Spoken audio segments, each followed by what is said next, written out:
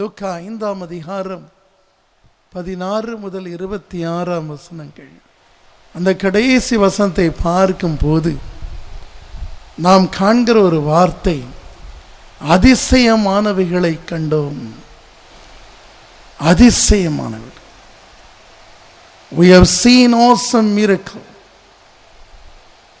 the unimaginable wonders. நம்முடைய கர்த்தராகிய இயேசு கிறிஸ்துவை குறித்தும் சர்வ வல்லமையுள்ள தேவனை குறித்தும் வேதம் எப்படி சொல்கிறது? ஏசாயா 9ஆம் அதிகாரம் 6ஆம் வசனம், அவர் அதிசயமானவர்.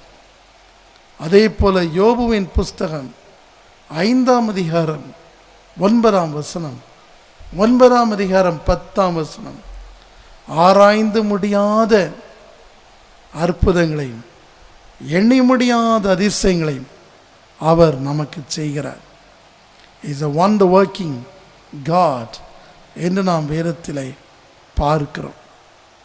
அதே போல நியாயாதிபதிகளின் புஸ்தகம் 13ஆம் அதிகாரம் 18ஆம் வசனத்தில் அதிசயத்தை நாம் பார்க்கிறோம்.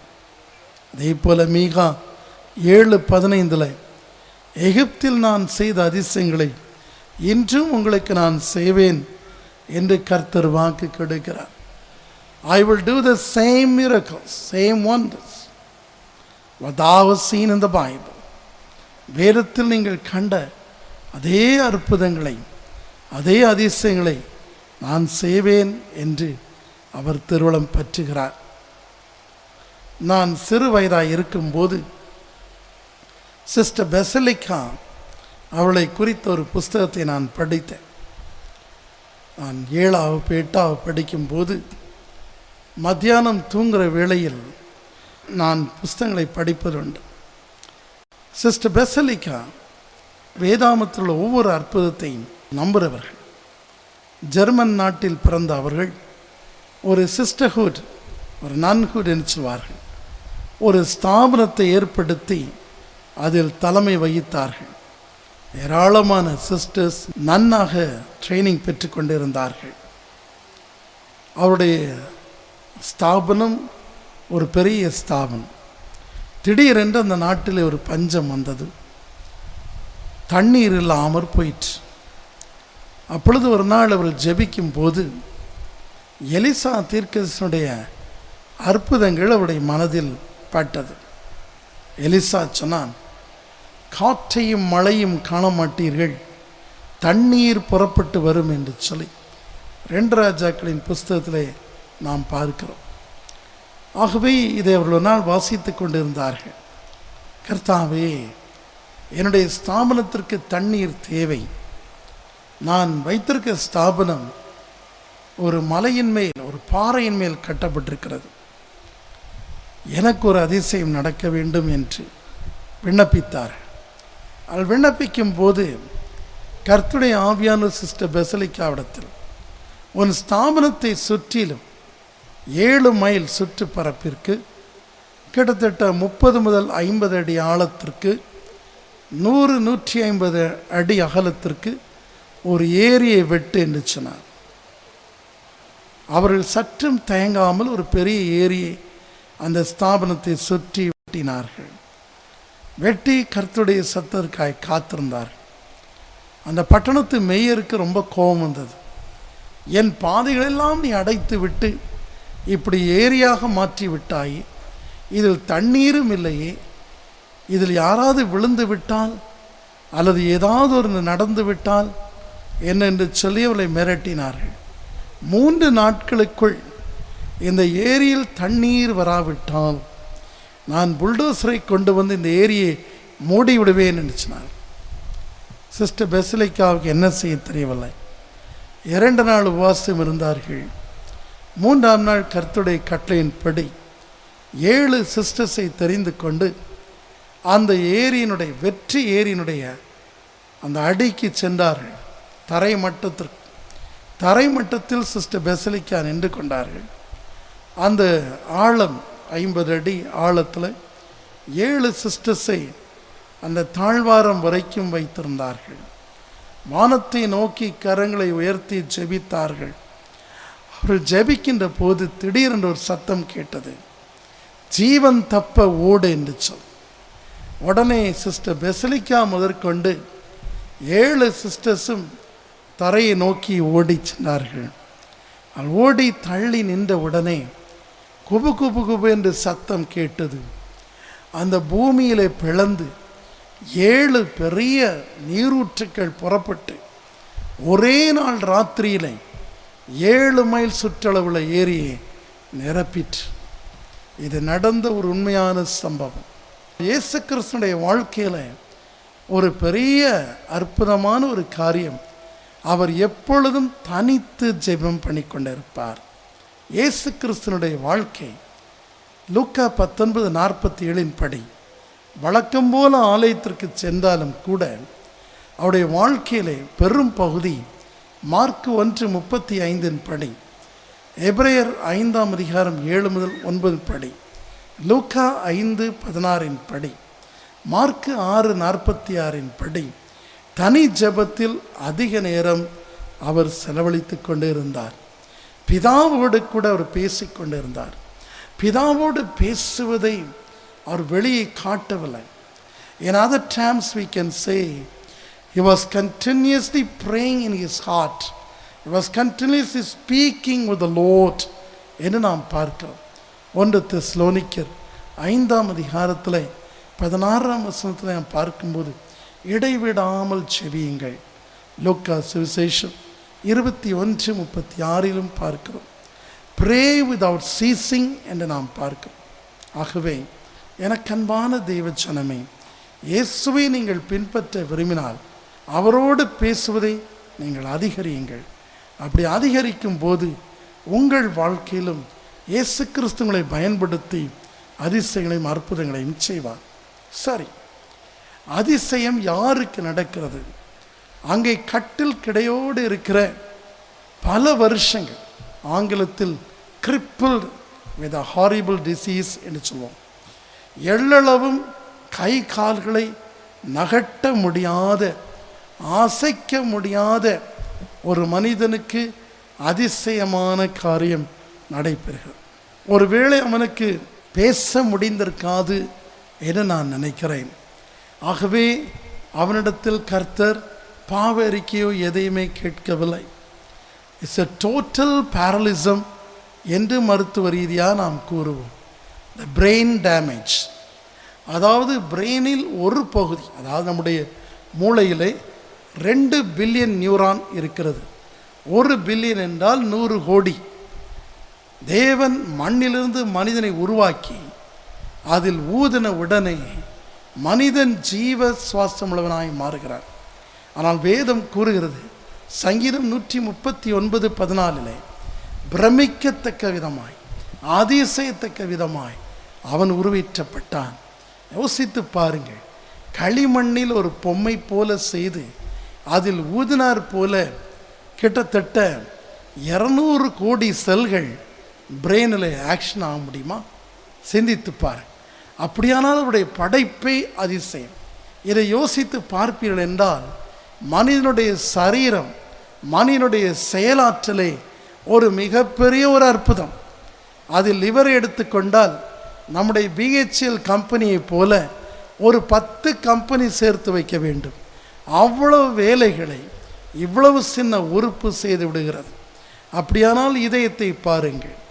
எனவே அங்கே ஒரு சிக்னஸ் வருகிறது, அங்கே ஒரு நோய் வருகிறது. அந்த நோயிலே half of the brain, சரீரத்தை செயலாற்றக்கூடிய அல்லது மோட்டர் நியூரான் சிண்ட்ரோம் என்று சொல்வார்கள்.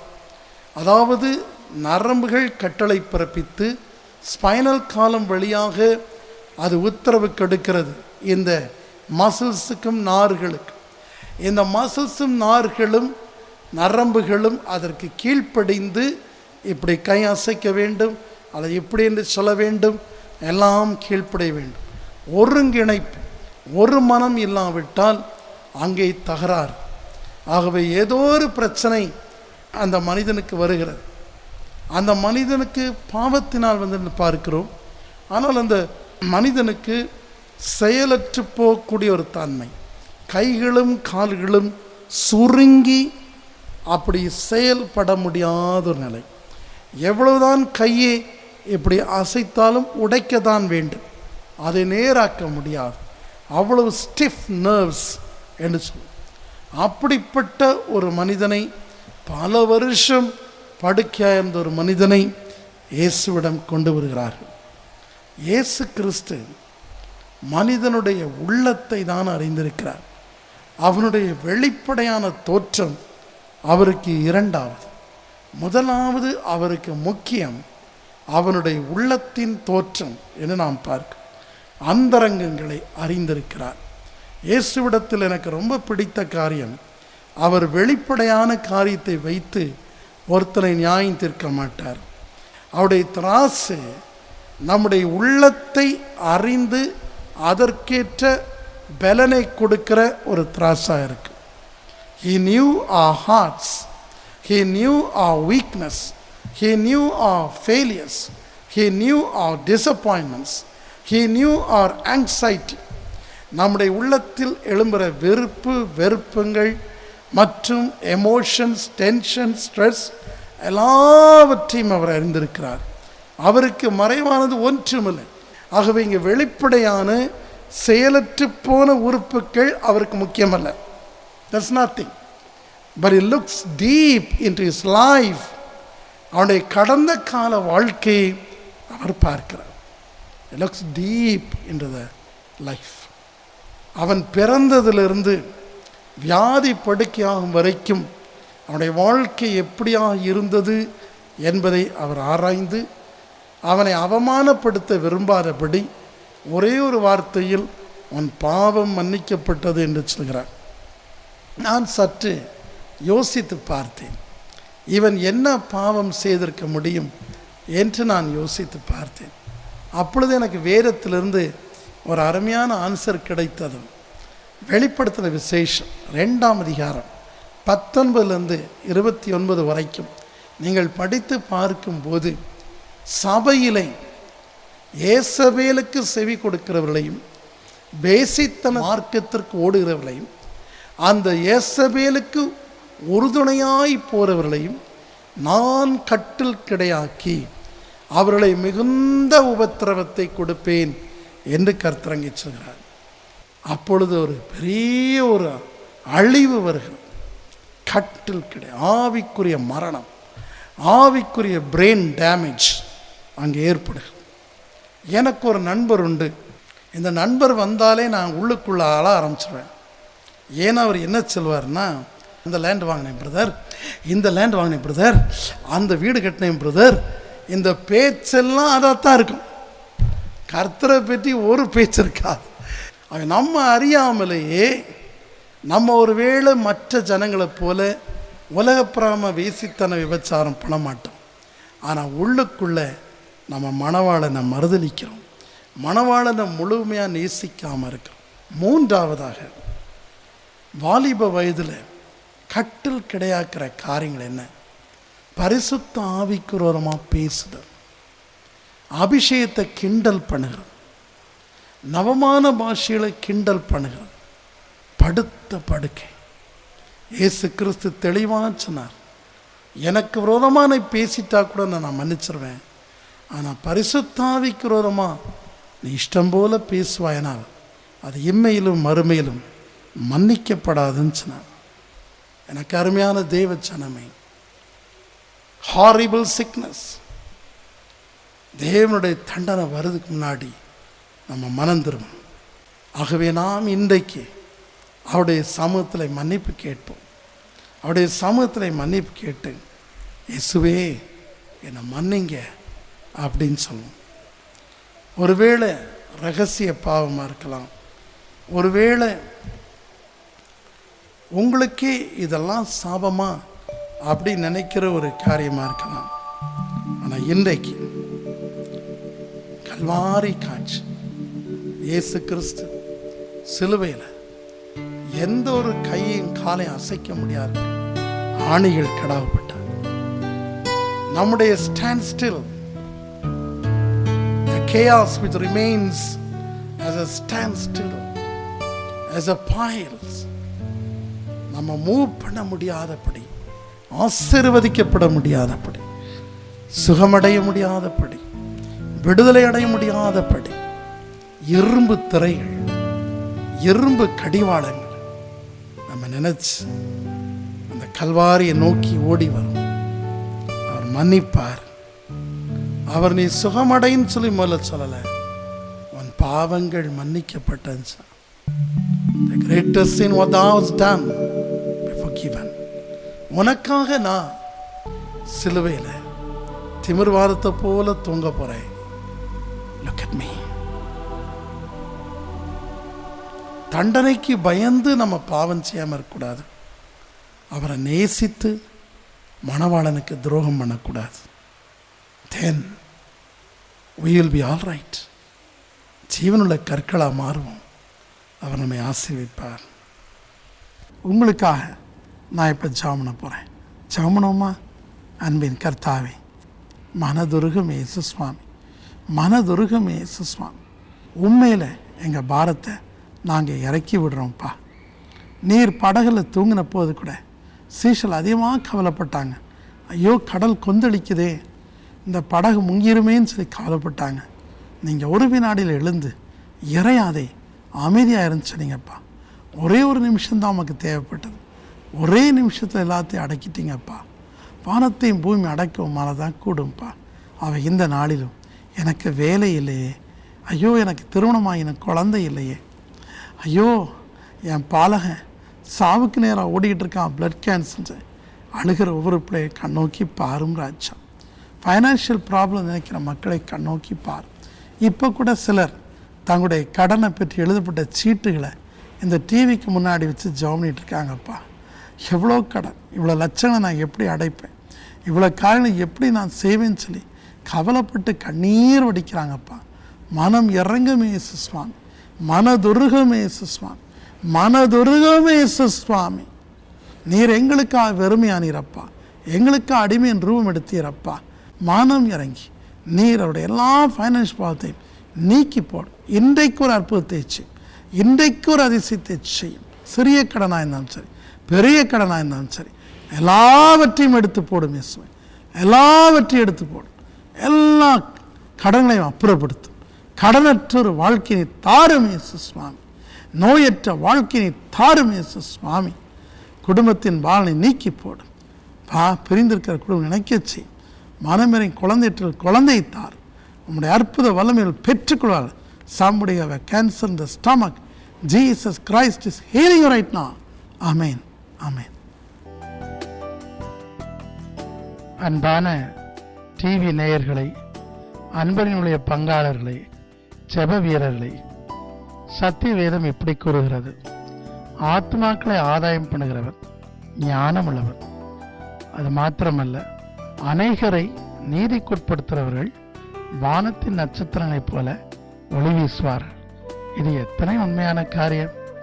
ஆம் பிரியமானவர்களே, பாதாளத்திற்கும் பிசாசின் பிடியிலும் மக்கள் சிக்கி தவிப்பை நாம் தவிர்ப்போம். இயேசுவின் நாமத்தில் தேவனுக்கு மகிமையும் புகழுண்டாக நாம் நம்மை அர்ப்பணிப்போம். எங்கள் ஊழியர்களுக்காக நீங்கள் ஜெபிப்பது மாத்திரமல்ல, உண்மையாகவே நீங்கள் இயேசுவை நேசிப்பீர்கள் என்றால், அவர் ஆரம்பித்து வைத்த நற்செய்தி பணி நேசிப்பீர்கள் என்றால், நிச்சயமாக நீங்கள் உங்கள் பொருளுதவிகளையும் உங்களுடைய மற்றவர்களையும் தாராளமாய் கொடுப்பீர்கள் அல்லவா? நீங்கள் கொடுத்ததை கர்த்தர் நிச்சயமாய் 1000 மடங்கு வானத்து நட்சத்திரங்களைப் போல திருப்பி தருவார். திருப்பி கட்டாயம் தருவார். ஒவ்வொரு குடும்ப ஆசீர்வாத கூட்டங்களுக்கும் 1.5 லட்சம் முதல் 2 லட்சம் வரைக்கும் நாம் செலவழிக்கிறோம். பொதுக்கூட்டங்களுக்கு 10 லட்சம் முதல் 20 லட்சம் வரைக்கும் செலவழிக்கிறோம். இவை அனைத்தும் நீங்கள் ஒரு வேளை ஒரு பொறுப்பையாக எடுத்துக்கொண்டு உங்கள் குடும்பத்தின் சார்பாக அல்லது உங்கள் சபையின் சார்பாக அல்லது பல போதகர்கள் பாஸ்டருடைய கூட்டாக சேர்ந்து கூட்டங்களை ஒழுங்கு செய்யலாமே. கர்த்தர் உங்களை அபரிதமாய் ஆசீர்வதிப்பார்.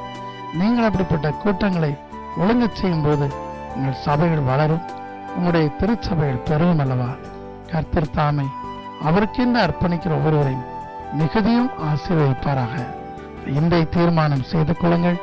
பாருங்கள், இந்த டிவியில் நீங்கள் பார்க்கிறீர்கள் அல்லவா, தேவனாய கர்த்தர் எப்படி வீல் சேர் வந்தவர்களை குணமாக்குறார், எப்படி கேன்சர் கட்டியோடு இருந்தவர்களை நேராய் நடக்க செய்கிறார், எப்படி பிசாசின் பிடிப்பவர்களை விடுதலையாக்குறார். இதெல்லாம் நீங்கள் பார்த்து சந்தோஷப்படலாம் அல்லவா? கர்த்தர் தாமே உங்கள் ஒவ்வொருவரையும் அபரிதமாய் ஆசீர்வதிப்பாரா, குடும்பங்களையும் தாங்குவாராக. அதே போல நீங்கள் ஒவ்வொரு தொலைக்காட்சி நிகழ்ச்சியும் இந்த மட்டும் சப்போர்ட் பண்ணுங்கள்.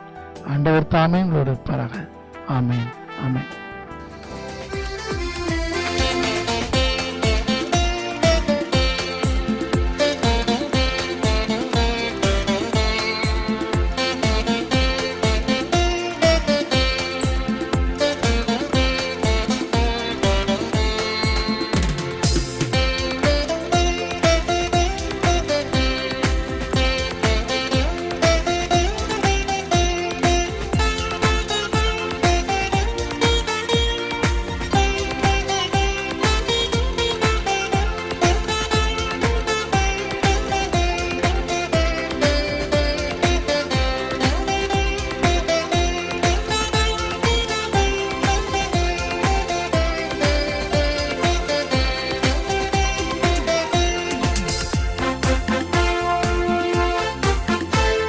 நீங்கள் தொடர்பு கொள்ள வேண்டிய முகவரி: அன்பரின் ஊழியம், 40 SPK தெரு, உறையூர், திருச்சி 3.